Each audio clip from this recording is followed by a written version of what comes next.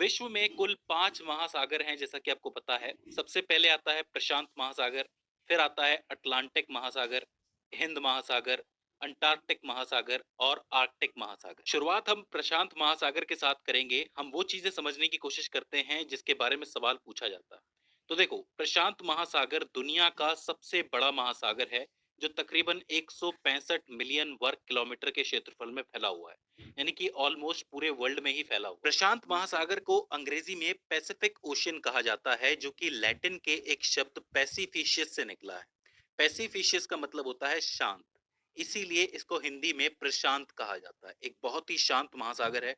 जाहिर है जितना बड़ा सागर है उतना शांत है, तो प्रशांत महासागर। प्रशांत महासागर की औसत गहराई तकरीबन 3682 मीटर है। इसके अलावा इसके अंदर चैलेंजर डीप नाम की एक जगह है जो कि मैरियाना ट्रेंच के नाम से भी जानी जाती है। चैलेंजर डीप या मैरियाना ट्रेंच, जो कि दुनिया की सबसे गहरी जगह है। मतलब सबसे गहरा स्थान जो समुद्र के अंदर है वो मैरियाना ट्रेंच है। इससे सवाल बनता है, इसकी गहराई तकरीबन 36,070 फीट यानी कि 10,994 मीटर है। आप सोच के देखो, ऑलमोस्ट 11 किलोमीटर हो गया। मतलब 11 किलोमीटर गहरी कोई जगह भी है दुनिया के अंदर। हालांकि मैं आपको बता दूं कि रशिया ने 12 किलोमीटर का गड्ढा खोदा था, उसके बारे में कभी और बात करेंगे। लेकिन फिलहाल समुद्र में सबसे गहरी जगह मैरियाना ट्रेंच। प्रशांत महासागर में लगभग 25,000 द्वीप हैं, जो किसी भी महासागर से बहुत ज्यादा है। और उनमें से सबसे फेमस है हवाई। हवाई का नाम आपने सुना होगा। एक बहुत ही फेमस द्वीप समूह है जो प्रशांत महासागर के अंदर मौजूद है। इसके अलावा ऑस्ट्रेलिया के क्वींसलैंड के तट पर एक ग्रेट बैरियर रीफ पाई जाती है। देखो, ग्रेट बैरियर रीफ का मतलब होता है कोरल रीफ।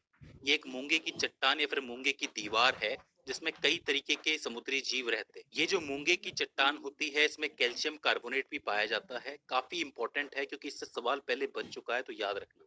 ऑस्ट्रेलिया के क्वींसलैंड के तट पर। इसके अलावा एक चीज और है जिसका नाम है पैसिफिक रिंग ऑफ फायर, जिसको घोड़े की नाल भी कहा जाता है। देखिए, रिंग ऑफ फायर का मतलब होता है आग का गोला।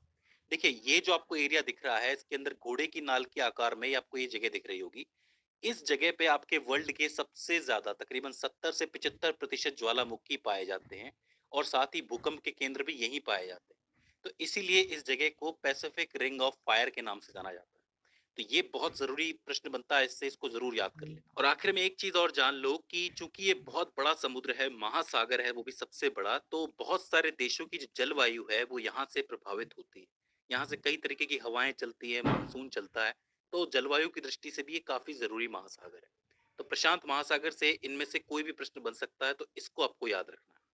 बात करते हैं दूसरे महासागर की, जो कि है अटलांटिक महासागर, जो कि क्षेत्रफल की दृष्टि से दूसरा सबसे बड़ा महासागर है, जो तकरीबन 106 मिलियन वर्ग किलोमीटर के अंदर फैला हुआ। इस महासागर का नाम अटलस नाम के एक पौराणिक ग्रीक देवता के नाम पे पड़ा है। ग्रीक देवता थे अटलस नाम के, उन्हीं के नाम पे इसका नाम पड़ा है। और ये काफी फेमस है। इस महासागर की सबसे गहरी जगह प्यूट्रो रिको ट्रेंच है। इसको याद रख लो, प्यूट्रो रिको ट्रेंच, जो कि 27,841 फीट यानी कि 8,605 मीटर की गहराई पर है। इस जगह के नाम से सवाल बना है, इसको याद रख लेना, प्यूट्रो रिको ट्रेंच।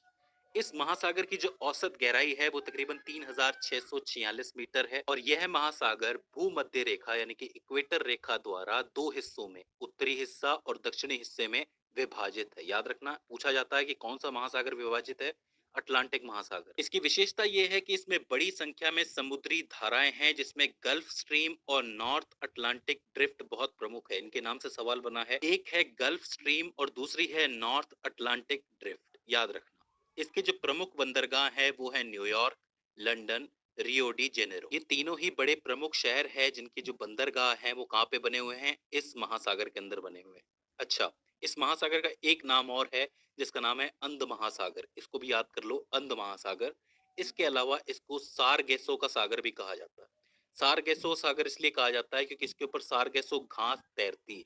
एक शांत हिस्से में, उत्तरी हिस्से में तैरती है, इसलिए सारगेसो सागर भी इसको कहा जाता है। आखिर में दो जरूरी बातें हैं इस महासागर के बारे में, याद कर लो। एक तो बरमूडा ट्रायंगल इसी के अंदर पाया जाता है।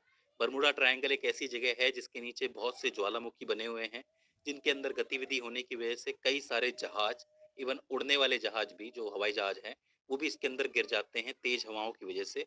तो काफी खतरनाक जगह है। दूसरी बड़ी बात यह है कि इसी महासागर के अंदर टाइटैनिक का जहाज भी डूबा था। अब ये बात तो आपको जरूर याद रह जाएगी। कौन सा महासागर है? अटलांटिक महासागर। कौन सा जहाज डूबा था? टाइटैनिक का जहाज।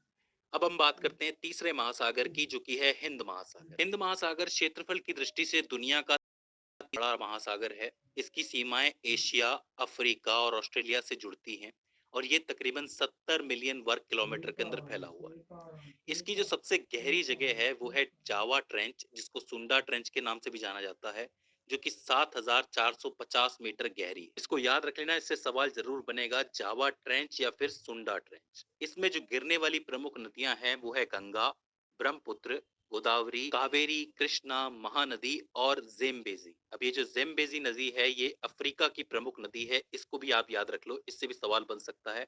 जेम्बेजी काफी जरूरी नदी हो जाती है।